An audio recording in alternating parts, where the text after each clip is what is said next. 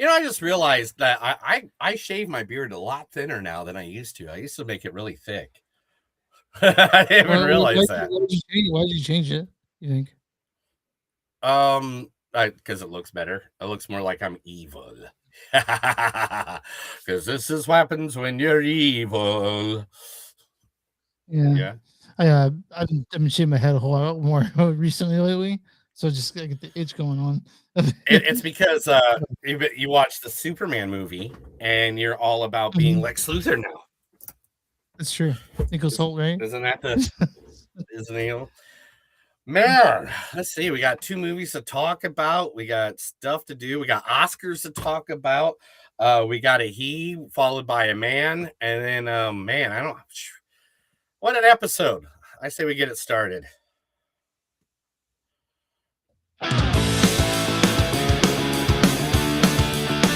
It's a show by Chris and Neil with all great movies. They are the real deal. We watch them all, so you don't have to. It's movies that don't suck and some that do. Ladies and gentlemen, boys and girls, listeners of all ages, welcome to a new episode of Movies Don't Suck and Some Do. My name is Neil. I'm Chris. And today we're talking count them 2, not 3, not 4, not 5. Oh, actually, we'll probably talk 100 because Oscar nominations came in today. So, but we are talking 2 main movies today. First, we got to talk about the movie The 13th Time. The 13th time that these 2 actors have been on the screen together, and that is Matt Damon and Ben Affleck in The Rip. First, the one, the only, Mr. Matt Damon. On the bed, on the floor, on a towel by the door, in the tub, in the car, up against the minibar. I'm Matt Damon. She's Matt Damon. While you're drinking Diet Snapples.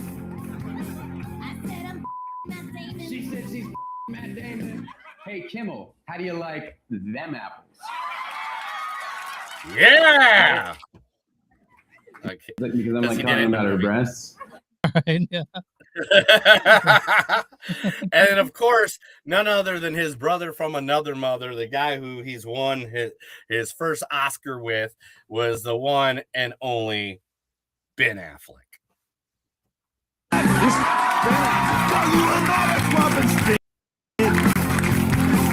said I'm Affleck. He said he's Ben Affleck. Hey, Sarah, he's got bigger tits. Yeah. Now, if you guys don't know, those are from sketches from the Jimmy Kimmel Show years ago now. It has to be like a decade almost now. Yeah. At least a minimum. Go look them up online. There's literally videos online on YouTube where it shows the complete saga of Matt Damon versus Jimmy Kimmel. Yeah. Also in this movie, we all got introduced to him as Glenn from The Walking Dead, Mr. Steven Yeun. No, gotta go. I've been holding you down your whole life. We can't. Danny, come on. Yo, I threw away your college applications. What? The motel, I saw them in the lobby and I threw them in the trash. I'm sorry.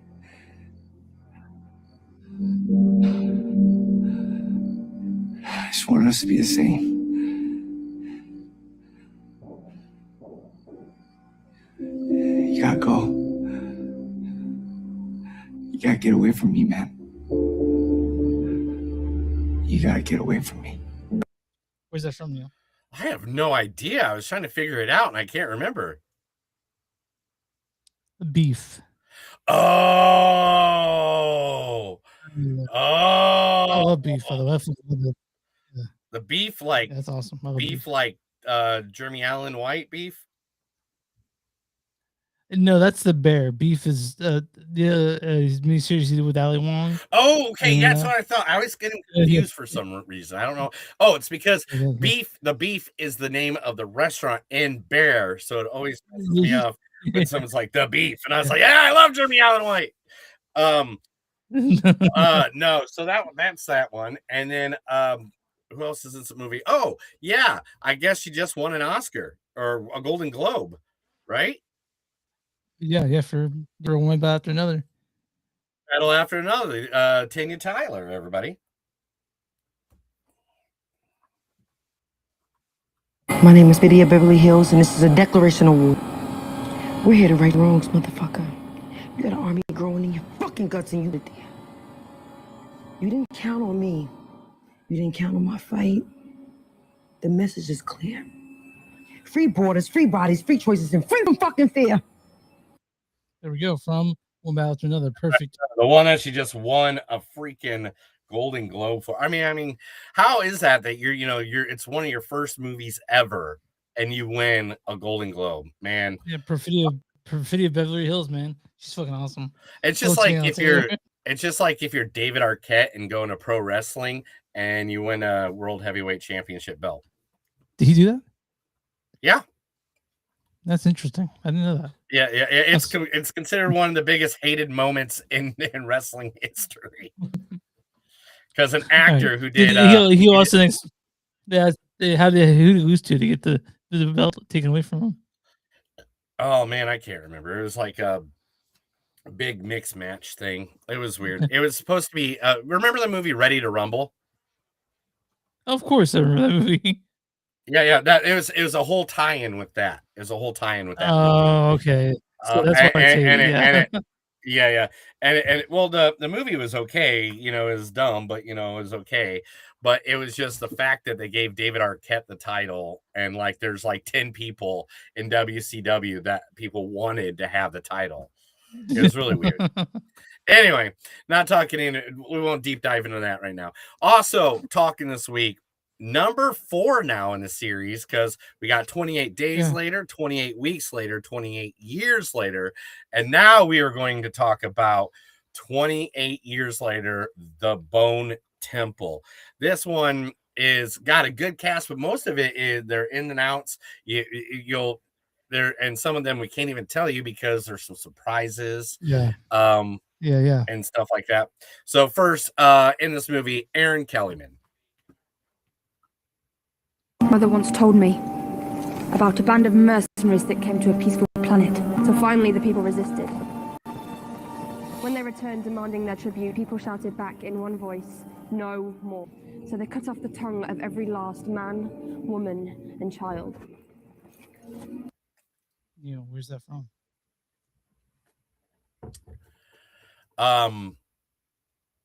Was that from Rebel Moon? It's from Solo. Solo. Okay. I was well, it's a space movie. I thought space. So hey, I feel like that's a win. I got close enough. I mean, it's Zack Snyder's Star Wars. Anyway, that's not a win. I totally lost that. All right, and Alfie Williams. I'm pretty sure I know where this one's going to come from. Alfie Williams.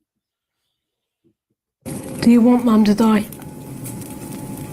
Of course I don't. Oh, Spade, what sort of question is that? What's really wrong with her?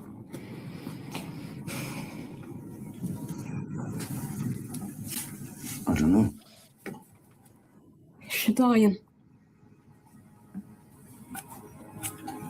I don't know. I think she's dying. So do you. If she dies, are you going to be with Rosie? Watch your mouth. Yeah, where's that from? Oh, I wonder.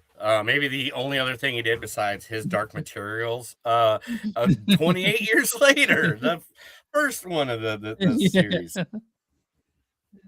Yeah. All right, and who else is in this movie? Oh, Jack O'Connell. Yeah, playing Jimmy. Heard tale of a party. Drink, food, blues music, and the like. We like to drink.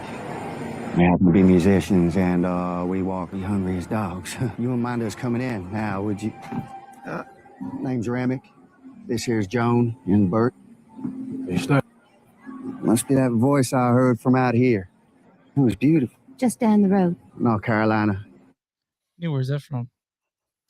My number one favorite of 2025, and something we're going to be talking about later on this episode, Sinners. Yeah. Yeah. Yeah. I know my number one movie of 2025, bro. I watched it yesterday or the day before. It's Sinners, and then what was number 2? Party Supreme. Party Supreme. What was number 3? One battle after another. One battle after another. Yeah. Yep. See, I had a good top 3. The rest of them, you guys all hated. Mine are the same, but a little bit different. My number 3 is Party Supreme. Number 2 is Sinners. Number 1 is one battle after another. But I'd be fine with either of them winning. But yeah, let's go on. Who's the big star in this movie? Neil? Oh, the big guy in this movie, you know him as Voldemort, you know him as the Red Dragon, the guy in every freaking movie that he's ever freaking done. I love this guy so much. I could literally, he's one of those actors, I could seriously watch him act out the names in a phone book and be okay watching that movie. And that is, and I mess it up every time because he does not pronounce it Ralph. He pronounces it Rife or Ruffy. Reef. It's Reef Fiennes. Rafe. I've been waiting almost 13 years for someone to ask that question. I often thought I would die here, alone of age or starvation or violence, never having had the chance to repeat. You know the words memento mori? No. It's Latin. Ironically, it's a dead language. It means remember death. Remember you must die. You know, where's that from? I'm going to say that is from Conclave. It's from 20 years later. I know it is from. I was like, okay. But yeah, he was just in a movie. He was in a movie. When did Conclave come out? Was that 2023? Last year. Yeah, 2024. I think was when 2024. Whatever 2024. it was. Because yeah, and he got so much love for that movie. I mean, the guy's been a Bond villain. The guy's been everything. I mean, it is what it is, but we will talk about that later. I mean, Chris is going to hate. He's a legendary actor. Yeah. I mean, all during this, really? you know, and we got to talk about the best actor in the entire movie. Oh, this one. Like,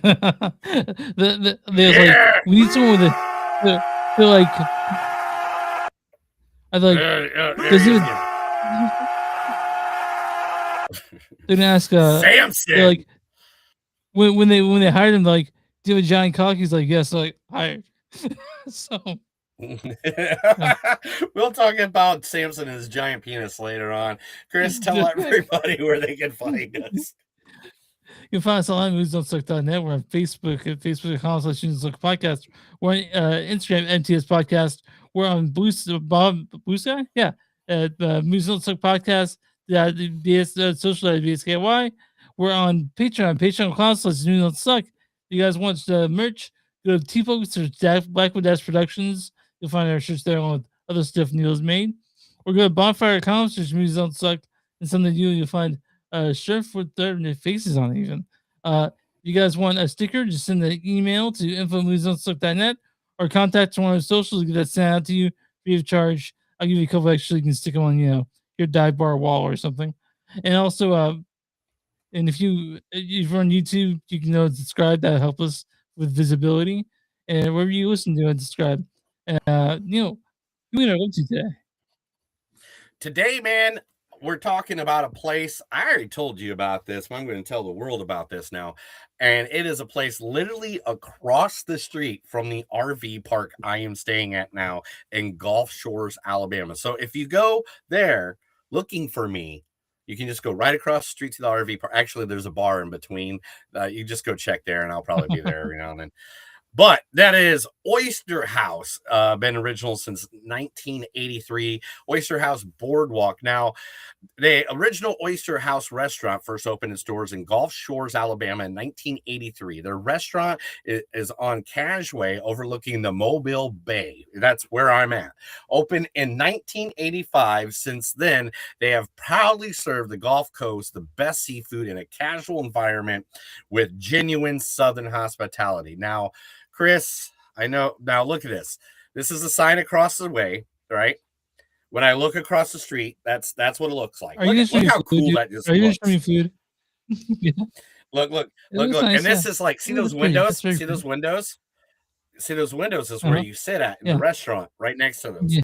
Like, yeah. Like there's, you can see all the windows in the back there. Like we sat at one of these tables right here when we were there eating. Chris has one thing I haven't seen in a restaurant in years.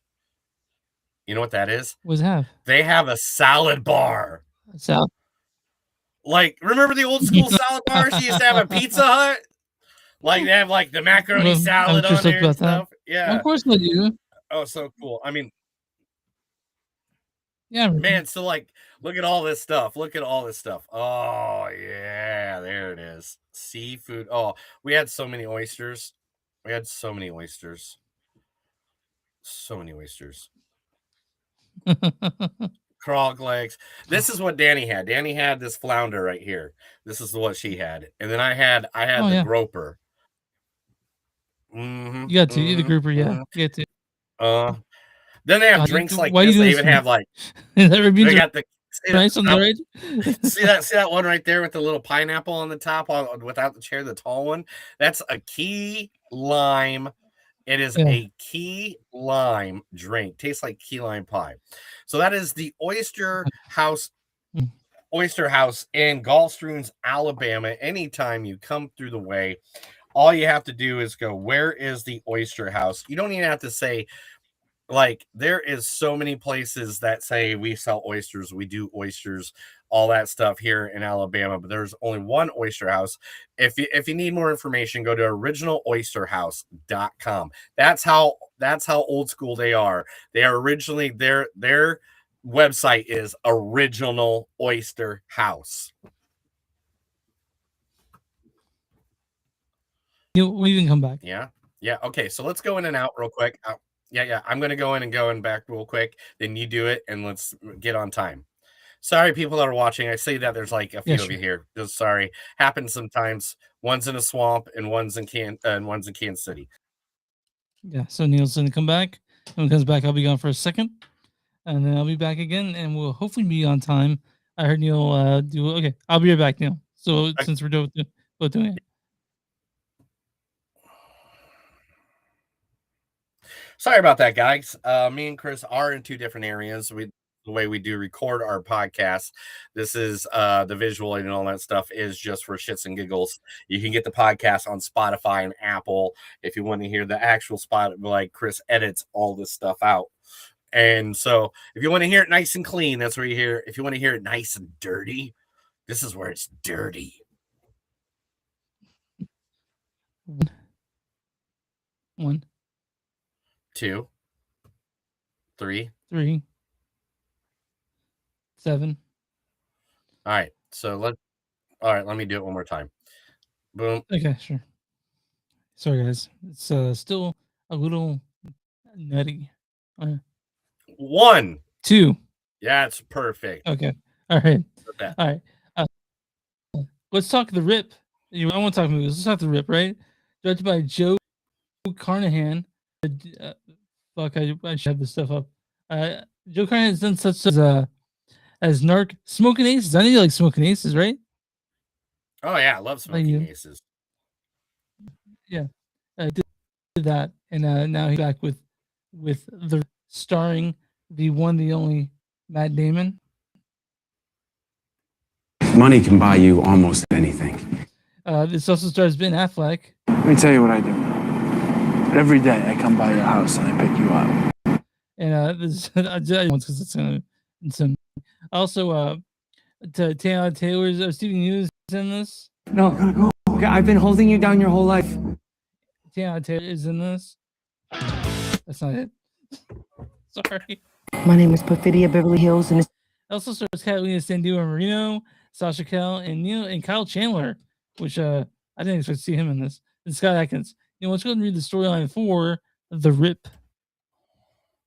A group of Miami cops discovers a stash of millions in cash, leading to distrust as outsiders learn about the huge Caesar, making them question who to rely on. So this is a very, very cool movie. Dude, it's like the whole movie, you just didn't know who was the good guy and the bad guy. Like, it flipped so many times. It flipped heel and face more times than the Big Show in WWE wrestling. If you guys don't know that joke, Big Show has flipped over 30 times from bad guy to good guy. Yeah. Like, in his career. So, like, that's a wrestling joke. So sorry, sorry when I have to inform people of the joke. Captain Channel shows them, right? But yeah, The Rip is it's something that just came out, like it sort of snuck onto the scene, and I had a great time watching this. Yeah, it was one of those movies that, I mean, we were already planning on a different movie, guys. Like we were already like, okay, this is the movie we're going to do, not that movie, not this movie, this one. And all of a sudden he's like, The Rip with Matt Damon and Ben Affleck. I go, fuck yeah, I want Matt Damon and Ben Affleck on my, it's, because every time I think about it, I have to deeply not do this. Matt Damon. Matt Damon.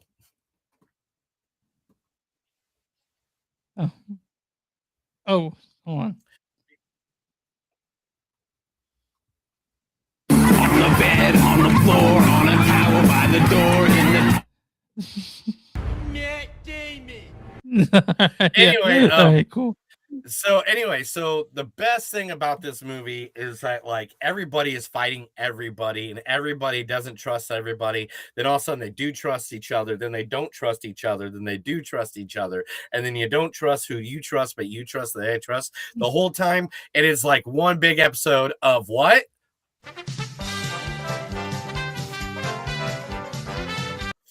Yeah, it's a big family feud.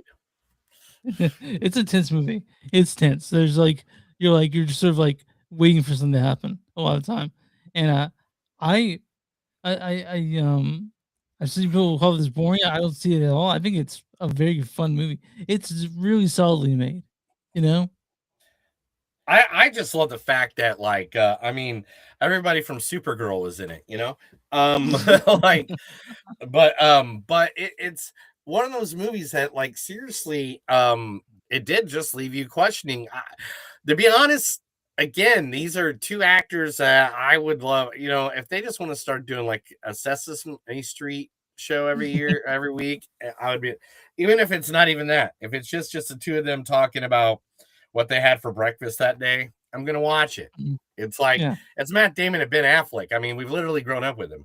I mean, they were in one of the greatest movies of all time, and they won an Oscar for that Good Will Hunting movie too. Which one are you talking about? It's a good one. No, like that's come on. What movie? I'm sorry, you just asked me what movie do you think I think is the best Ben Affleck Matt Damon movie? Yeah, I'm asking you. Tell me. No, I want you to answer that question for me. Which I don't one? know the answer. It's the only one I can think of right now. And I know Matt Damon's on it. Oh, is it Chasing Amy? No, he's not Chasing Amy. He's on No, tell me. No. Actually, Matt Damon is in Chasing Amy. In fact, I got it right here. Where's it at? I have a list of every single movie that they've been in together. All right.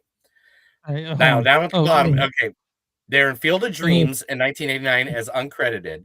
And now look at the bottom and you tell me exactly which movie you think I think is the best Ben Affleck Matt Damon movie.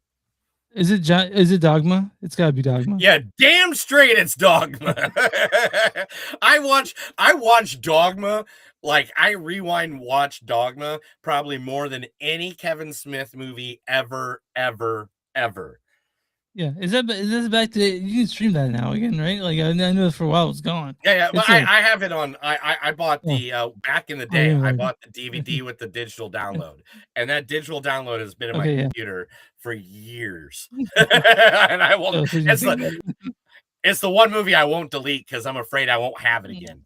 It's, Have you heard that story about Kevin Smith that he had a call from Harvey Weinstein asking about Dogma? Like a couple days before he went to all that shit came out? That's crazy. yeah, and but- it was basically just so he could weed out who was the one ratting on him. Yeah. Yeah. Let's talk to Rip again, though. This is so first of all, it deals with policemen, detectives specifically, in Florida. So right there, you're sort of wondering. Yeah, what- it's just right down the coast for me. Yeah. And it's inspired by true events, very loosely, by the way. I did read up on the actual thing. But you know, it's like this. Like Mitch had the joke. It's like, oh my God, you hear about the bridge that fell, all these people died? Yeah, that inspired me. Right, read about a gorilla. But, this is a bit more a little than that. So, you know, what was your reaction while watching this thing? You watched it at home, obviously. Yeah. While watching it, like, were you engaged? Were you fucked up? Were you like, what was your thoughts on this after it ended? Well, After the at credits first when I started watching this, I was like, yeah, all right, it's kind of cute, whatever, it's kind of cute, and then but when it gets down to where they get to the rip, which is the rip is a house that has money in it, and the rip is what they call it when like officers steal money from a house that has a bunch of money in it that drug lords put there to hide. So like when they get to that house, the rip house or whatever, this movie just turns into something different where nobody all of a sudden it's like is Matt Damon the bad person? Is Ben Affleck the bad person? Is Steve Yan the same bad person? Is Taylor the bad person? Is Sasha the bad person? Like there are so many back and forths in this movie of just like, and you know me and you know us here at the good place of Movies Don't Suck and Some That Do. We love a who's done it. We love who's done it. Yeah. And Neil, like, he prides himself in oftentimes knowing what the twist is, but I'm pretty sure it tricked you in this one, didn't it? They did until a certain part. And then when that Okay. certain part happened, I was like, I know. But something happened. And when that certain point happened in the movie, I was like, that's probably going to be the person. But I didn't know for certain still. I had a guess, but it wasn't like they throw so many things at you in this movie. The thing I do want to talk about this movie before we go to the review, to the scoring part. Matt Damon was doing interviews about this movie around town, right? And he says that Netflix now wants them to re-establish the plot every 12 to 15 minutes because they know people are on their cell phones the entire time watching a movie. Fuck all that, man. Like. So I watched this the first time completely on my cell phone to see if I could understand what was going on. There's no way in hell you could understand what was going on if you're on your cell phone. You would be like, it's a pretty intricate plot. It's not convoluted, but it's intricate for sure. Yeah, it's like if you put your phone down, if you put your phone up to your face and you're going through your phone while this movie is going on, you're gonna like look down at your phone, do whatever you're doing, playing your game or chatting or whatever, texting or whatever it is you do, going through the social medias, and then you're gonna look back up and you're gonna be like, wait a minute, wasn't he just the good guy? Now he's the bad guy. Why is that guy the bad guy? What happened? Like, you're gonna have to rewind this movie to like look at it to figure out. And that sucks because this movie is not that long of a movie. It's only like an hour and a half movie. Yeah. It's not. It moves quickly. No, I don't know, 3 minutes. It's closer to 2 hours, but so you should not be fucking on your phone while watching this. I did fun like across the room. Like that's how it works for me. Like, cause I don't want to. Yeah. If we're doing it for the show, I want to make sure I pay the fuck attention. And I'm glad I did because Well- this movie's baller. Yeah. Ever since I've been here in Alabama, I'll throw my phone out the window. I'll let an alligator eat it. And then after I get done with the movie, I have to go wrestle the alligator to get my phone back. And, you know, It's a it good keeps me in workout. good It's shape. a good workout. Yeah, you know, it keeps me in good shape and keeps me going, brother. But Thunder and lightning right here. yeah, thunder. A little lightning, a little thunder. Yeah. Woo, woo, woo, woo, Are we woo. talking But, the rundown? Are we talking the rundown? You remember the rundown? The Rock? Yeah, of course I remember the rundown. Yeah, it's like one of my that was the movie that made that okay, like Scorpion King and all those did not convince me The Rock should be an actor. Those were just like, all right, he's a muscle guy, he has a sword, makes sense. Yeah. The Rundown was the movie that convinced me that he should be an actor. Okay, all right. I like the rundown. It's a fun movie. It's kind of Going back to that, how did you think? Let's give these scores out, man. Okay. How did you think the 13th time Ben and Matt have been on the screen together? How do you think it went, Chris? 4.25. 4.25 out of 5 here on the podcast. It's a really good movie. It's a really good movie. I'm not gonna do a halvesies. I'll do 4.2. I'll just do 4.2. I didn't know we were doing halvesies. I didn't know that started. It's 2026 a year we bring in the half scores. 4.2. I'll say that. I'll go with that. 4.2. Right, 4.2. I thought this was a great movie. I love the conflict of not knowing who this person is and knowing who that person is and all that stuff. I mean, it really like at first I'm not gonna lie, at first I was kind of like it kind of looks, it's kind of okay. The first scene, I'm not gonna lie, kind of seemed like it was phoned in a little bit. Yeah, it did a little bit, but then it picked up big time. Oh, it picked up like a fuck. I think that's probably what tuned people out, was that first scene kind of probably knocked people into the mood like, oh, they phoned this in. But it wasn't. As soon as it got going, it got going. And we something to say about Ben Affleck and Matt Damon's chemistry. That this movie works for that reason.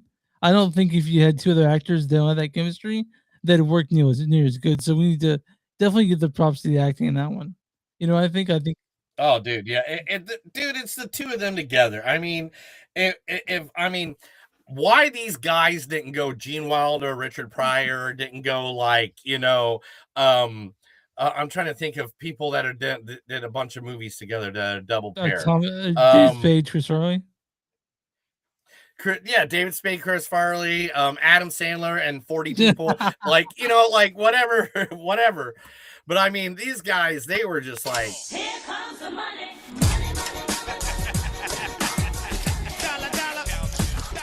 Yeah, that's how it went. That's how it went. This was pure money. Like, to be honest, it sucks they didn't put this in the theater. I think it would have been good in a theater. I think this would have been nice in the theater. But hey, I guess you just have to be rich and own your own theater these days. So, Neil, I'm on RunTomatoes.com right now. What is the audience score for The Rip?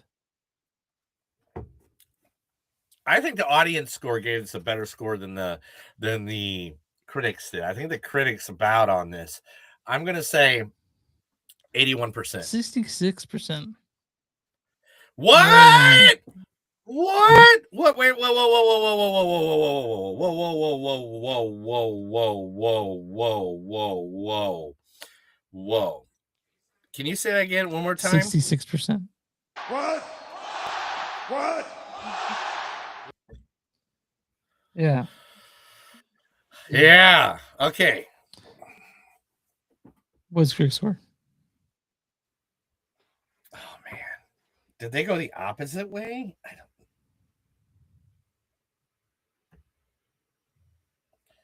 Um,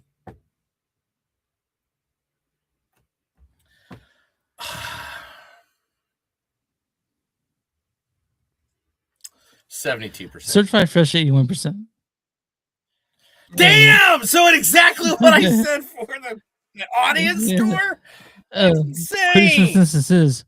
Leveraging Ben Affleck and Matt Damon's classic chemistry to texturize a friendship tested by greed, the Rip tears into his popular setup with compulsively watchable confidence. Are you a bad review and a good review? This is from Jesus Christ. This is a 0 out of 5 from Janine T. Abraham. It says the movie looks cheap, the script is abysmal, the characters are totally predictable, car chases are dull. You can tell what's gonna happen, the characters repeat what they're doing over and over and over again. I don't know about that, man. I don't. This is from Chris Joyce of Movies and One Cheese. He says, despite having a rocking jump introduction in the film, the rest falls into place relatively quickly, producing a suspenseful and aggressive story. They may not be wholly memorable, but it's exciting in the moment. I like this movie a lot. I feel like it's definitely, like, to me, it does not feel like it's streaming. You know, like if people talk about, it's feel like a streaming movie, I didn't get that from The Rip. So I'm glad this I like this movie quite a bit. So I had a good time. It was one of those movies that it's just like it's a good time, and to be a movie that goes back and forth and gives you like some crazy stuff that you're just like, man. Yeah, I recommend if you guys have Netflix, which I imagine a lot of you do, to go ahead and give the Rip a shot. Push your phone down though. You fuckers.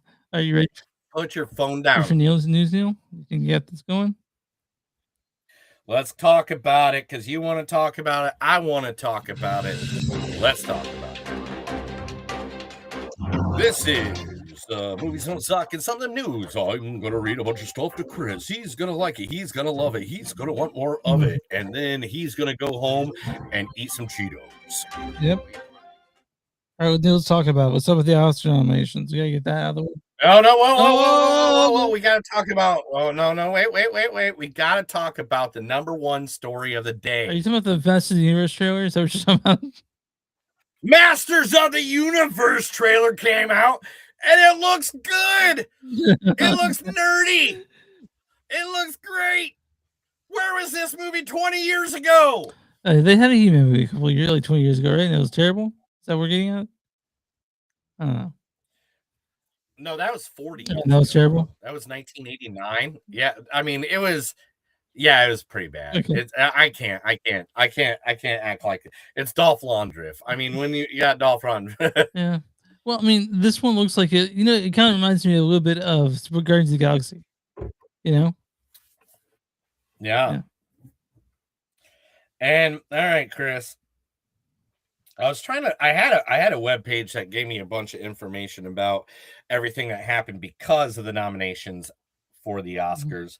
But then I just went to open up, and guess It's what? gone. Well, No, it was like, oh, hey, you need to pay to be on this website. One of those. I hate those.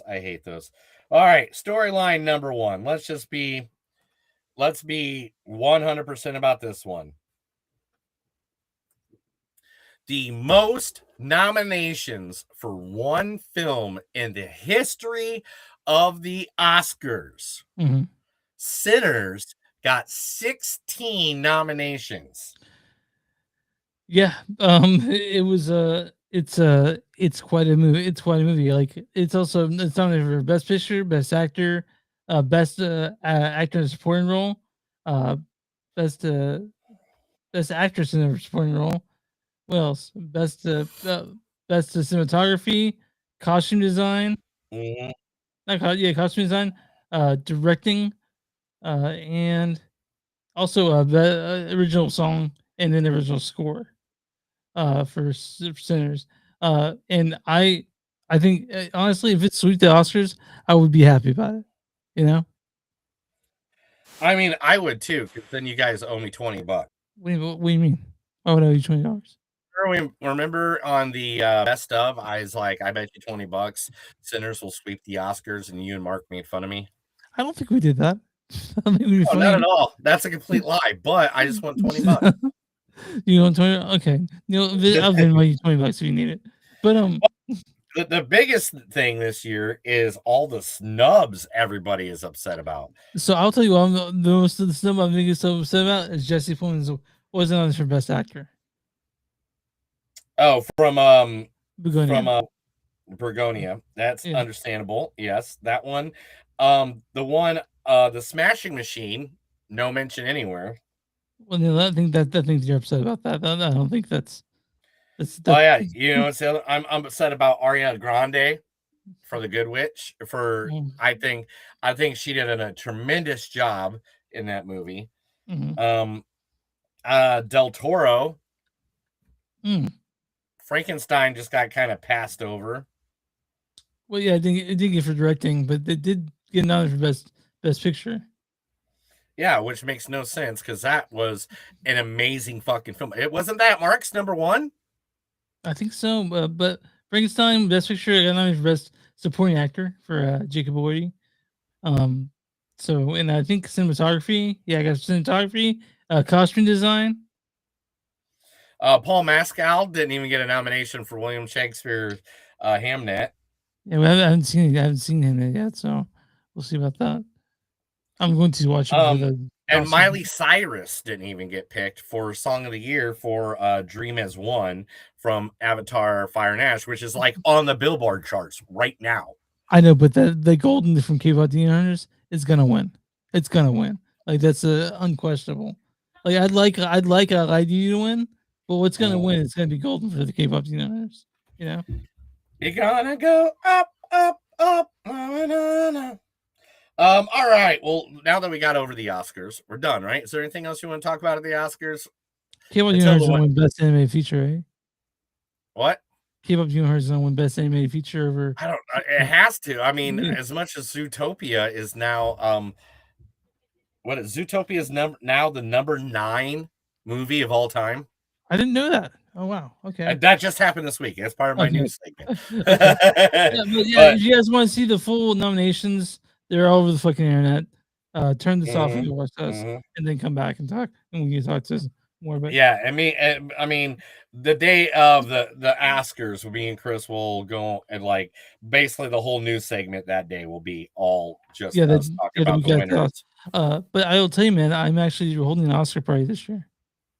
Are you really? Yeah, I'm gonna do an Oscar watch party. Did you invite me? If you want to come, it's March 15th. I know when it is, dude. Okay, all right. Do you even know who's hosting? I'm hosting. Oh no, Conan O'Brien's hosting. So Jamie Lee Curtis says the movie that she's been trying to get off the ground for several years now is finally in development, going full swing. What movie is that? Jamie Lee Curtis. Murder, She Wrote. Is she gonna be the is your dog going nuts out there? I know my dog is going nuts out there. Oh, Alistair, he's such a sweetheart. Octavia Spencer's attempting at rebooting the series never got made, but in recent years, Curtis has been eyeing her own cinematic version. Now, Jason Moore has signed on as director with Universal remake. Moore is best known for Pitch Perfect, Dawson's Creek, Everwood, One Tree Hill, and Trophy Wife. The script of Murder, She Wrote was written by Lauren Scorsese Blum and Rebecca Angelo, who previously worked together on the script for Dumb Money. And writer-producers helping out is Amy Pascal, Phil Lord, Chris Miller, Lexi Barda, and Jacqueline Carlisle. Now, Curtis will play the role of Lansbury, yes. And so far, she's the only cast member that is officially been cast. Did you watch Murder, She Wrote? Oh, dude, I watched it like a couple weeks ago. I pop on. It's like Golden Girls. I'll pop on an episode of freaking Murder, She Wrote anytime, bro. I like Murder, She Wrote. Let's see here. What else we got in the thing? Sydney Sweeney is now going to get like 1 million movie offers because The Housemaids has broke $150 million at the box office. Yeah, I thought she was gonna maybe box office Poison, but she's not. She apparently is a box office hold. I still So want to see The basically- Housemaid. Yeah, I did too. So I'm going to say when it comes on streaming, we'll do that movie this year. But literally now she's getting pranked by a project, which is a film adaptation of The Custom of the Country, written by novelist Edith Wharton. The project, alongside Robert Foote Films, the studio founded by Chris Flinch and Jose Rourke, will direct as well as write the screen adaptation. The story follows the journey of Enden Spring. She marries and divorces several men in hopes to becoming a socialite and a member of the Fifth Avenue Society in New York City. So now she's going to get all the I mean, I don't know, man. I mean, how many movies? I'm afraid for her. You're afraid for Sydney Sweeney? I think she'll be fine. I mean, because people are really upset with her. Because of the Trump thing or the yeah, all the above. Thing. Yeah, the jeans thing, yeah, the clothing thing. Yeah. All right. So announced this week as well, Chris, James Gunn has announced who is now writing The Brave and the Bold, which is one of the most looked up for DC movies coming out. It's a comic book. If you haven't read it, it's about Batman and Superman meeting, working together, and stuff like that. And that will be the introduction of Batman into the DCU. Not Robert Pattinson, it'll be someone else. And we'll talk about that here in a minute too, because somebody's eyeing the role really hard. Okay. And James Gunn has given the keys to Christina Hodson. She is known for Birds of Prey, The Flash, and the never released Batgirl movie. Oh, interesting. I really want to see all three of those. I mean, I really want to see Batgirl. I'm confused about what that was like. You know what she also wrote? She also wrote the script for Transformers prequel movie, Bumblebee. We like Bumblebee quite a bit, you and I. Yeah, we were big fans of Bumblebee. Yeah. So to see that, what she does, bringing that character, so none of the series or anything going on right now with Robert Pattinson has anything to do with that character. No, it's going to be a different Batman. It's those are Elseworlds. So the number one guy right now who is looking to take that place, that wants to be the new Batman, is none other. Oh man, I lost it. Chris Owen. Chris Owen, dude. Oh man, I might get behind that. Man, did I not save it? I might have not saved it. Gosh dang, I hate when I do that because I wanted it to go together with this movie and I didn't. You don't really have that. Is this some unknown actor that we don't know that well? New guy? He's a guy. He's famous for being on a TV show for over 20 years. What show? TV show. Wait, is it?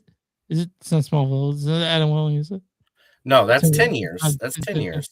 Over 20 years. Sorry. I don't know. Can you name a show about, I don't know, ghosts and goblins and vampires and werewolves? And I mean, it was a little bit supernatural. That's what it was from. Okay. The guy from Supernatural? Yeah, the guy from Supernatural. What's his name? Jensen. Gosh, I freaking saw him at the convention. Oh my god. Hopefully this doesn't mess up the. Yeah, dude, Supernatural is a rabid fan base. People who like Supernatural have unsubscribed from the podcast and fucking hate it. So thanks a lot, Neil. Jensen Ackles. What? Okay. who hates it? No, it's Jensen Ackles. Oh, the guy who played Soldier Boy and good old The Boys. Yeah. Okay. Let's see here. What else we got? The Resident Evil movie by Ryan Krager is going to be a complete reboot of the whole entire series, and it's going back to the original Resident Evil series. He goes, the stars want to tease the film will be his version of the game's origin story. So they're starting off in the mansion. Just so you guys know, the guy who is doing this made Weapons and Barbarian. So I Yeah. have high hopes for this. This was I got high hopes for a living. Mhm. Hey, guess what, Chris? They are our version of Abbott and Costello. Yep, that's right. Kenan Thompson and Kale Mitchell will take on their version of what it's like to meet Frankenstein in a new horror comedy movie they just signed on to, where they are going to meet Frankenstein. I guess a Good Burger 2 didn't go that well. They weren't going to do this, but now they're doing so well, they're going to do this one. I hope it's fun. It's called Kenan and Kel Meet Frankenstein, and that's it. Hey, you know what? I like it. Yeah. If the Good Burger thing's not working out too much, cool. You guys, they are a funny duo, and they are going to get a lot of nostalgia points. Chris, if you want to go see Fast and the Furious, the new one, you're still gonna have to wait, but you can go ride the roller coaster at Universal Studios right now. I think I'm good. But so like, what's the roller coaster? Is it like it's a roller coaster? So Yeah, it's a new roller coaster coming out next year called it's the Hollywood Drift Ride is what it's called at the Universal Park Studios. Oh, here it is. I just found the James Gunn DC Batman casting. Let's see here. Now, have you heard of the movie that got a lot of love called Heated Rivalry, where it's like the it's a series on HBO Max, right? About two real hockey players. Yeah, that love each other and all that stuff. Yeah. Yeah, so Prime Video is now going to go. Prime Video is now going to go all in on their version, and it is going to be called, what was the name of it? Red, White, and Royal Blue. Interesting. Okay. Is it what's like? Is it hockey or is it just a different? It's a gay romance story of rivals becoming lovers. The first movie, Red, White, and Royal Blue, will be coming to streaming. The sequel was officially greenlit in 2025. The Red, White, and Blue page posted a video of Galistine and Perez, where it's Claire are not getting married they're not getting married, but okay, so there's an original called Red, White, and Royal Blue. This is going to be called Red, White, and Blue, and they're not getting married. But the story will feature the wedding of Henry's sister, Princess Patrice. Okay. So exciting. Yeah, let's get on the bandwagon. I've heard good things about Heat Rivalry, so I might check it out. Remember the movie Coraline? Coraline? Yeah, I love Coraline. Coraline, yeah, Coraline. That studio is going to be releasing a movie for the first time in 7 years. Okay, I'm excited for it. What is this? The announcement is called Wildwood. It's based on Colin Mellow's novels, Lackey's Wildwood. It's an upcoming stop-motion adaptation directed by Travis Knight, from a script by Chris Butler. The story follows a girl who set out to save her baby brother, journeying into an enchanted forest and in turn encountering magical creatures, making friends and enemies. It'll hit theaters October 23rd. Let's see if this will hit our hearts like the Wild Robot did. Just crying from the very beginning. I told you earlier today that the wonderful movie Zootopia 2 that we both saw together it just hit number 9. Right? Yeah. Well, let's talk about a movie that is now A24's highest grossing movie of all time. Now, originally, A24's highest grossing movie of all time was the multiple Oscar winning Everything Everywhere All at Once. Yeah. Right? And the Civil War was after that, wasn't it? Yep. Well, both of them got surpassed by a long shot. Marty Supreme, right? Marty Supreme is now, and it's still going. It's still going on because it just got boosted from the Golden Globes because of Timothée Chalamet. Chalamet winning the Golden Globe. It has now got another boost, and it is already at $77.1 million. Which will bring it all the way together to $81.1 million. And It is already. It's going to be altogether. No, it's altogether $175 million, which the movie Everything Everywhere All at Once stopped at $166 million. Well, I am looking forward. I mean, like, you know, like you and I both love Mighty Supreme, so we think it should win. You know, so it's exciting. So now there is a movie. Because of the change of heads over there at the Star Wars universe after Kathleen Kennedy has bowed out,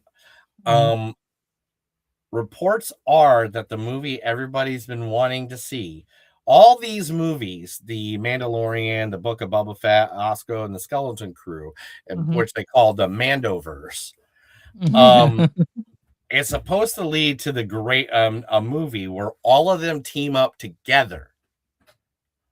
What's it called? And go against, well, they don't have a name for it yet, but what it was is they were going to go against the second biggest threat, and some say even bigger threat than Emperor Palpatine and Darth Vader, and that is Grand Admiral Thrawn from the books that Timothy Zahn hired to the Emperor did, because they've been putting them in here and there everywhere, and so this is the thing that everybody's looking for now.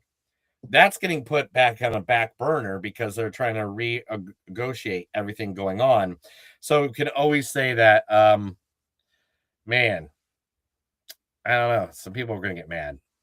Are you? I mean, you're still. I hadn't even thought past the Mandalorian Grogu yet, which comes out this year, right? Like comes out like in a couple of months. Yeah, I know you're excited about it. Oh yeah. That is another awesome thing. 10 days from now, Incredibles 3 is starting production. Okay. Also, what else is starting production this week? Eli Roth's Ice Cream Man movie that's inspired by the Terrifier films by, Okay. Well, it's been started filming. James Wan's Paranormal Activity revival has been starting filming this week. In 10 days, a Minecraft movie 2 starts filming. Right, I know, I'm just going through all this. Oh, also starting filming this week, or next month, I should say next month, is the series we all thought was dead, because literally the last movie said The Last Rites. The Conjuring prequel is now being made. We don't need that. We don't need any more Conjuring movies. You gave us 19 of them. We're good. Yeah. But How to Train Your Dragon 2 starts filming this week. Hey, I was skeptical on the remake of the first one. I liked it, so I'm looking forward to the second one remaking. Trying to you spit that somewhere. You gonna stop the camera? Don't yell at me. Don't yell at me. Okay. In public, man. Don't yell at me in public. Okay. It's not nice, man. Okay. I don't do it to you. I know it's true. You are very careful. And you know what? Stop. Done filming in 2 days is Roadhouse 2. That's already done. Roadhouse. And last but not least, Chris, the movie that me and you, I think, are looking most forward to coming up in the next session of films. As of today, Cliff Booth, the movie or series, has done filming. The movie is done. It's in the bag, bro. So we are 100% getting Cliff Booth. If you don't know who Cliff Booth is, he's a character from Once Upon a Time in Hollywood, the Quentin Tarantino movie with him and Brad Pitt and Leonardo DiCaprio and a swoon of others. Sydney Sweeney was in it. Margaret Qualley was in it. Gosh, who all was in that movie? Margaret Robbie. Gosh, it just goes on and on. There's like a list of people that are in that movie that are now super famous. Austin Butler. Yeah. He was in it. Yeah, he wasn't in it. Wasn't Yeah, I know. Like so many people were in that movie that are now super famous. It's almost like Quentin Tarantino has an eye for talent or something like that. But Chris, maybe That's, Picture maybe. yeah, I know. It's weird. It's weird. But Chris, that's the news, buddy. That was the Movies Don't Suck and Some of Them News. Me and Chris went through a bunch of movies. We talked about them. We had a good time. We laughed. We good stories. Now, let's get to the Bone Daddy. Oh, it's something 20 years later. The Bone Temple, directed by Nia DaCosta. This is Nia DaCosta. You would know her from other things such as Candyman. Yes, I require her Candyman. She also was in Hedda, and this is her first foray in 20 years later. This is written by Alex Garland, who's written all the other ones, and this stars Jack O'Connell as Sir Jimmy Crystal. Heard tale of a party. Alfie Williams is Spike. Do you want Mum to die? Aaron Kellyman is Jimmy Inc. My mother once told me. And also, this stars the amazing Ray Fiennes as Dr. Ian Kelson, or Dr. Kelson. I've been. That's enough. Once you're in the storyline for 20 years later, the Bone Temple. I require your want. Yeah, good news. All right. I got it. As Spike from 28 years later is inducted into Jimmy Crystal's gang on the mainland, Dr. Kelson makes a discovery that could alter the entire world. This movie is the shit. This is better than that. Wait, no, you went first. You went first on the last movie, mofo. Sorry. You don't get nothing but me going right now, mofo. Sorry, Neil. Go ahead. Let's talk about Iron Maiden. There is a scene in this movie that one makes it's like Eddie Munster is it Eddie Munster, Eddie Hunter, whatever his name was in Stranger Things, like playing Master of Puppets and the Upside Down. There is a scene with say his name correctly for me so I don't mess it up. Ray Fiennes. So for Ray Fiennes, that he does this complete dance to the Number of the Beast 666 by the good old band Iron Maiden. That scene alone is worth the price of admission. Like that scene alone, and it's the full 5-minute song. It goes the full 5-minute song, opening and all. That is one of the best scenes. I don't know how this gets knocked off of my top 10 for the year, just because that one scene alone is amazing. It's amazing. It's amazing. Dude, as soon as I got out there, and you got to understand, like, I'm living in Gulf Shores, Alabama right now. This is nothing but older retired people right now. I am like younger by like 10 years easily than anybody else I've seen. And I was cruising outside of that freaking movie theater right away with 666, the number of the beast, 666. You know, I was like, oh my God. Not that, but Ray Fiennes. Oh my God. Amazing. Oh my God. This whole movie was made just for him. I don't know if they even gave him a script. They said, this is the point you have to hit. And I think he just made it all up as he went along, acting in his awesomeness. And the only thing and the other actor we got to give a big prop to is none other than the man himself. Oh yeah, Chiwetel Perry played Samson.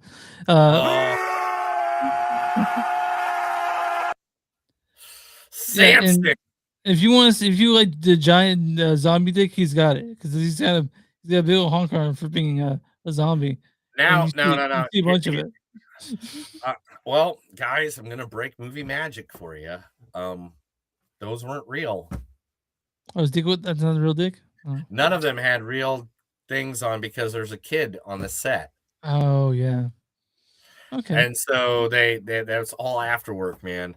So as much as all you ladies swoon over the guy with the zombie with the I'm gonna guess that they swoon over that guy.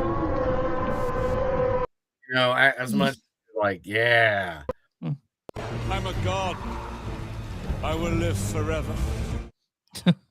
Like, So this movie has some really hard parts to like for example, my wife said that there were parts in this movie she couldn't look at because it made her super uncomfortable and disturbed by it, right? I that's so she we all agree that this movie was really really good. I think it's better than 20 years later, honestly. now I have a good friend that listens to the show, good old Topher.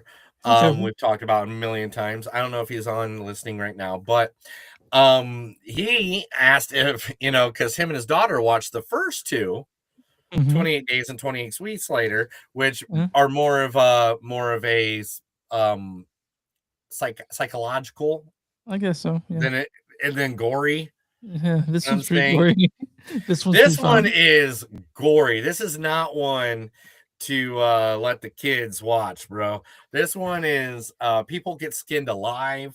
There's a scene that guy literally rips a head and a spine out of a body, like fucking like a Mortal Kombat phase 2. It was like a fatality. It literally was. It was like fatality. Yeah. And I was just like, damn. And that was like at the beginning of the movie. I got into it right away because that was like one of the first scenes. And I was just like, all right, man, 28 years later, Bone Temple. Like at first when they announced this movie, I was one of those people that's like, oh, you're just cashing in because 28 years later did a good job at the theater. People liked it. So I was not the one because I saw who wrote it and I saw who's directing it. And I was like, okay, they're actually including talent in this. Garland wrote it and Neil Costa is directing it. And I'm really glad. But here's the problem with the I love this movie, but the problem is that it's not doing near as well as the 20 years later. It's like half the opening weekend box office. Man, I am telling you guys right now, if you ever like Ray Fiennes, and this is the guy who played Voldemort. This is the guy who played. He's probably part of your childhood if you're listening to us. Yeah. But I mean, like, what are all the villains this guy has done? Like, I know he's done way more villain. I know he was a Bond villain. He was in Schindler's List. Oh, The Menu. How do I forget about the fucking Menu? Yeah, the Grand Budapest Hotel, one of the best Wes Anderson movies of all time, if not the best Wes Anderson movie of all time. I mean, he is, huh? It's not the best, but it's up there. Yeah, that's what I'm saying. If not the best, one of the best. Like, he's in like some of the English Patient. Didn't he win an award for The English Patient? Yeah, I think that won like Best Picture or something, right? It won Best Picture, or did he win an award? I don't know. Nominated for 59 wins, 176 nominations. All right, that just tells you right there. I mean, what is his 3 wins? Nominee. Where did he win? Give me a win. Winner, Best Supporting Actor in Schindler's List.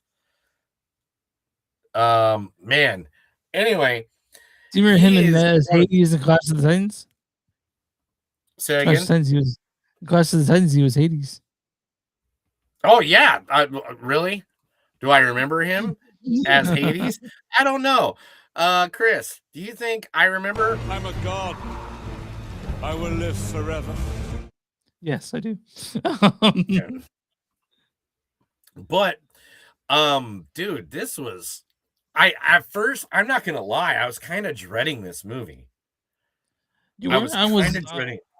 I was pretty excited for it personally. I didn't look really into it. I was just like, oh, it's just a quick grab. It's just a quick money grab movie because the movie came out last year.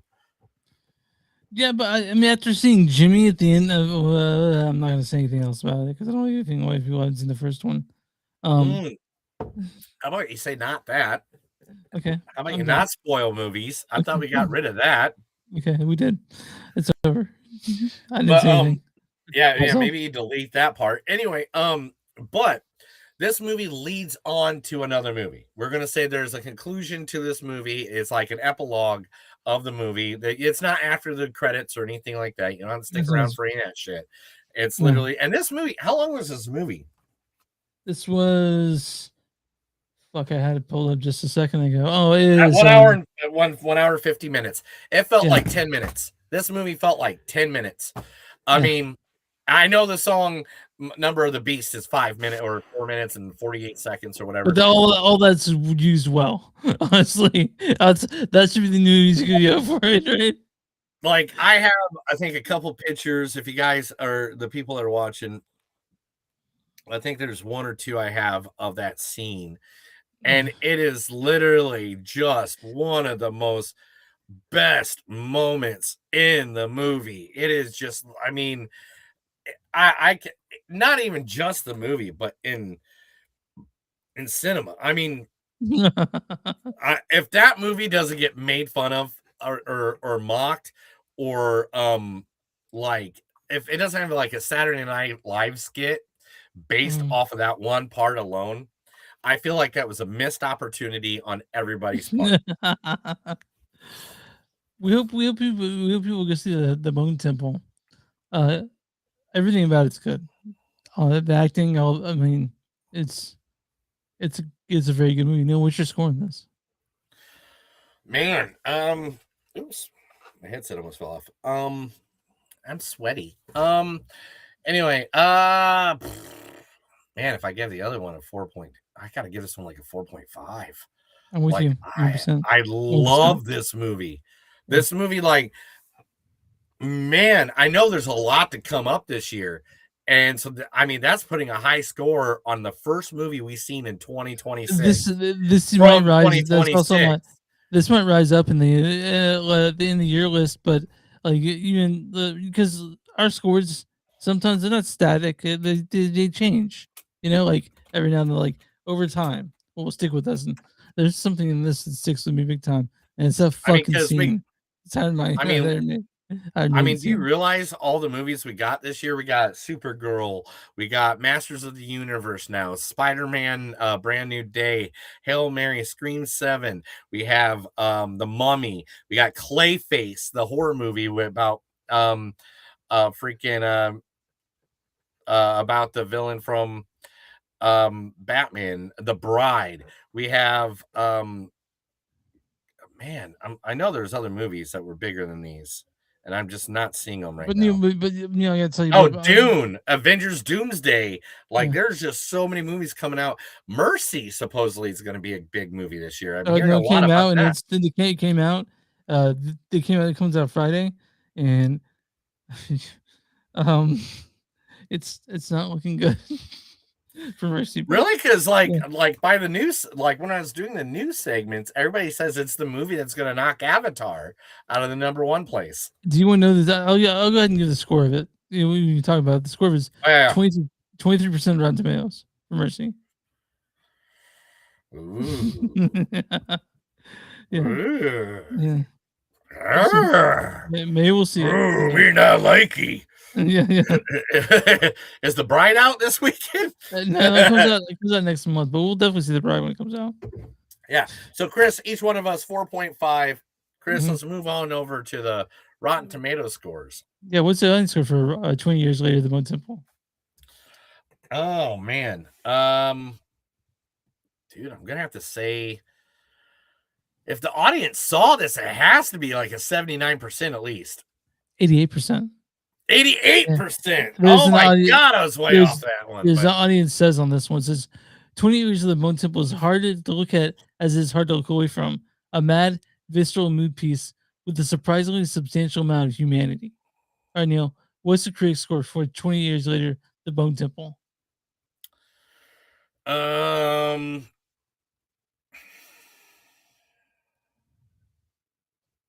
I think they're not gonna like it because of the gore. I'm gonna go 76%. Certified fresh at 92%. Oh my god! Yeah. What? Yeah. You know what that gets? You know what that gets? That gets a Samson right in your face. Oh yeah. Critic consensus is a direct continuation of 20 years later that ups the gore while deepening the dread. The Bone Temple is finally adorned by Nia DaCosta's unnerving direction, as well as Ray Fiennes and Jack O'Connell's inspired performances. I'll give you a bad review and a good review. And I can tell you it's gonna be hard to find a bad review Oh, here we go. This is from Tom Schoen of Sunday Times UK says, finds is pretty much the sole reason you may want to see this thinly clever, unpleasant film. Okay. And this one's from Louis Bond of Duardo Las Americas. The 5 out of 5 says the story warns about the danger of false messiahs and how easily you can fall under the influence to the point of confusing charity with violence and God with the devil. 5 out of 5. So, guys, this is man, I didn't even think about the conflict of that, about how like it literally did like confuse people between man, that wow. So again, this is not like the other movies. This is not necessarily about zombies, but it takes place around them. You know, no, this ain't nothing about. There's zombies there. This is all about the doctor. What's his name? Ian Kelson. Yeah, Dr. Kelson's character and what leads up with him and everything going on with him after 28 years later. And to be honest, like this is one of the best side character movies of a spinoff of a side movie. Like, can you name a spinoff that you think did better? No, this is better. To me, it's almost better than the first one, the 20 years later. Let's look at this for a second. Let's look at this for a second. Best spinoffs of movies. All right. So we got Logan. Oh, great. Logan's great. Creed. Rogue One. Oh, so good. Are some of the big ones. Yeah. And Bumblebee. Yeah, it's pretty good. Bumblebee.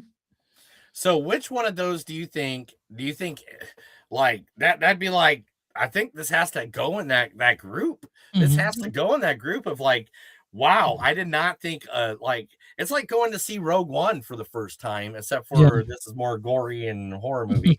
I'm just saying, like, this was just like there's a reason I wore the Panic Fest shirt today. Yeah. Like, you know, like it is one of the movies that it's just gory. It's crazy. The Iron Maiden, if you love Iron Maiden, it is the best music video for Iron Maiden Number of the Beast 666 ever. And it like I re-downloaded the entire album, like I, you know, like on my Spotify today and was listening to it. Seriously, guys, this is a movie for gore heads, junkie heads. And to be honest, if you can get through the gore, the storyline behind it, because it is about humanity. It is a humanity story about people learning how to react to each other that are of two different worlds. Yeah, Neil's saying it's like it's not a zombie movie, it's a movie about humanity and the inhumanity that we maybe get to each other in the face of a messiah, like they're saying false messiahs, or just people. Just people and people who want to act inhuman. It's like Neil was saying, it's the spin-off, but it's more than that. To me, you can walk in this movie not having seen any other ones. I still think enjoy yourself. None. Yeah. Like literally, somebody said that on one of the posts, and I literally told them, they're like, "Oh, I haven't seen 28 Years Later," and I was like, "You don't need to. You don't need to. Like they'll explain it to you a little bit enough that you don't need to." And is this movie a good movie? Hell yeah. I mean, if I look you right in the eye right now and you're like, is this a good movie? I look you right in the eye and I'd be like, you're goddamn right. Like, it's just. And if you say it's not a good movie, I'll go, I will fuck you, all right? I will enter you. That's what I'd say if they said it's not a good movie. And I'm just like, dude, if you're going to do that to me, you better be one person only. And his name is John C.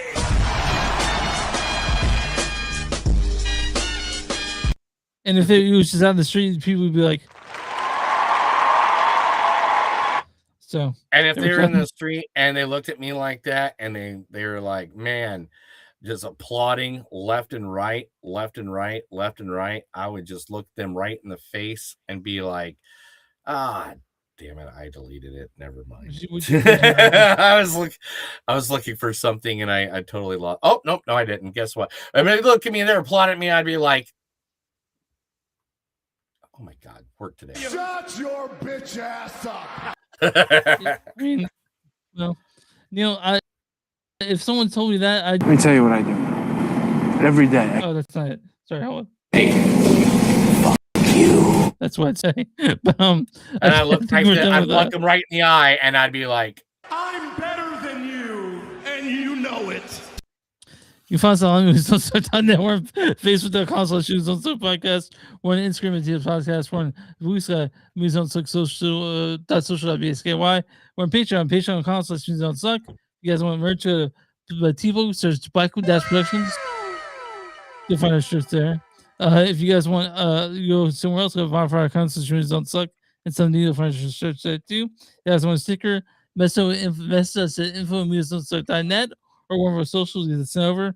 If you're watching YouTube, subscribe. If you're watching us, listen to it somewhere else, go and subscribe that same way. Follow us. It helps with visibility. And we're even on podcasts for Movies Don't Suck and some they do. Neil, what do we do for small businesses? Emotional damage. Yeah, that's right. if you got a small business, let us know. We'll be more than happy to promote you right here on the podcast where our thousands of listeners or millions of followers on Movies on the Side, because we want to support local, we want to support you, and we want to make sure that you get on out to the world because we want you to be happy. We want you to make money. We want your families to make money. We want your families to make money. We want you to survive and live in this crazy world because it's crazy. This world's nuts. He's not wrong. Be ready. I haven't eaten yet. I'm gonna go make my sleep. Oh man, I know. I'm ready too. We got to go eat because that's what we do. We don't go to dinner so we can record this podcast just for you guys. Yeah, that's right. Well, that's another episode of Movies Don't Suck and Some Do. My name's Neil. And I'm Chris. And remember, guys, no matter how hard you try in life, remember,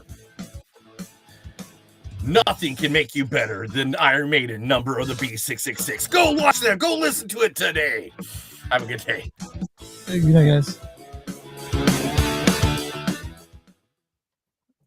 Wow, it didn't mess up after we reloaded it at the beginning. So I know. We should do that all the time. Thanks for listening, guys. If there's, yeah, wait. Oh my gosh. Oh my gosh. It was at this moment he knew he fucked up. But anyway, I know it's a little juvenile, but I still love the little things. As long as I'm not doing like zippy and fart noises, at least. We'll wait. We've not. I mean, next week. I'll just fart noise over this machine. Are you doing fart noises? No, not doing that. Oh, yeah? I don't find that. I don't find that fart humor that funny, really. No, I really don't either. I don't think. Do you guys think fart noises are funny? Let's add that to you guys and send it to us via on our website. But all right, well, thank you guys very much for watching. We're gonna end the stream now. Chris will have the new episode out every Sunday. Is usually when you have it out, right? Yeah, generally, yeah. Sunday. Also, two of my favorite band. One of my favorite friends has two bands out on Spotify right now. One is Kylie Coyote. It's just like Wile E. Coyote, but the K and the W is backwards. And they have Grass Crack, which are both on Spotify. Go listen to them. They are great. It's the Tulsa Sound Music, fiddle and stuff. Chris, promote your next show, man, because you're excited about what you just did. So yeah, I am doing a movie, but not a movie podcast. Doing the podcast called "What Are You Jamming?" I talk to musicians about what they're listening to at the end of the. I do an interview. Then the last question is, "What are you jamming?" Right. I will have 2 episodes out with the Omnigon and with Caleb from Hey I Love You coming out this weekend. But I have conversations with Rundle, fucking Agriculture, makes only come out. You're the Knife, Stay Inside, all that stuff is recorded and it's being edited right now. And I can't wait for you guys to hear it. Yeah, so go support Chris and his notion to do. I might, to be honest, Chris, I'm getting kind of jealous. I might want to jump in on this bandwagon with you. We might have 2 podcasts. We might have to do a podcast nation now. Well, I'll tell you what. If I get like Spider One on there, I'll have you on the podcast. Spider One. You think Spider One's the only name? Oh my God! I will give you a list. I'm going to give you a list of 20 bands. You should look up TX2. See if you can get TX2 on there. Yeah, TX2. I'll try. I probably could. Yeah, dude. I mean, I would definitely want to be because man, it's like I love TX2. Anyway, Brain Dead too. Look up Brain Dead. Stimulus. Yeah. But anyway, thank you guys. Appreciate everything. You guys have a good day. Keep up with all our episodes. We noticed you guys been watching us on the YouTube, and I see that's where most of you are watching us right now is the YouTube podcast. There's one, literally everybody is watching us either on the Movies That Don't Suck podcast YouTube or my YouTube right now. So thank you guys. Appreciate it.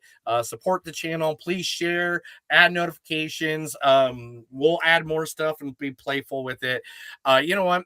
In this day and age, I think I'm going to get more playful with ours and just add some fun facts and have some good times because I'm getting a little old of social media right now.